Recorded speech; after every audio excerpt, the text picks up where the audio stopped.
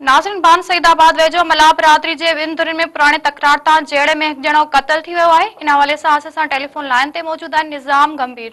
जी निज़ाम, कहिड़ा तफ़सील आहिनि?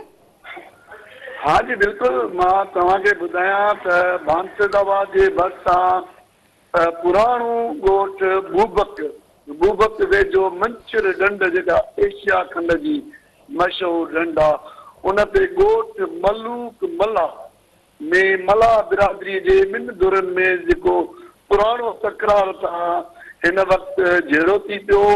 ॿिन्ही धुरनि जे पारां गोलियूं फायरिंग तमामु तेज़ गोलियूं लॻण सबबि दीन मोहम्मद मल्ला क़त्ल थी वियो।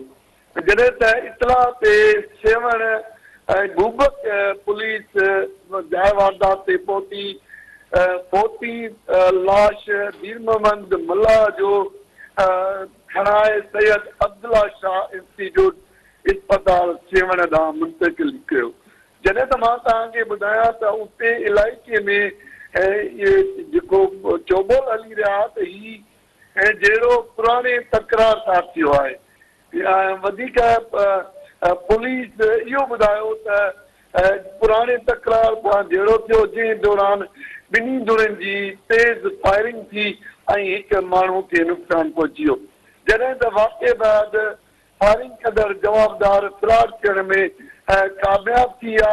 फायरिंग कंदड़नि जी तलाश में पुलिस गिरफ़्तार करण लाइ ॻोल्हा में जारी आहे। जॾहिं त पुलिस जो इहो चवणु आहे त असां हिन वक़्तु ज़रूरी कार्रवाई करण खां पोइ लाश वारसनि हवाले कयो आहे। जॾहिं त लाश बूबक शहर ॻोठ मोहम्मद मलूक मल्ला में पहुचण ते घर में कहराम मची वियो। निज़ाम, महिरबानी अवां जी।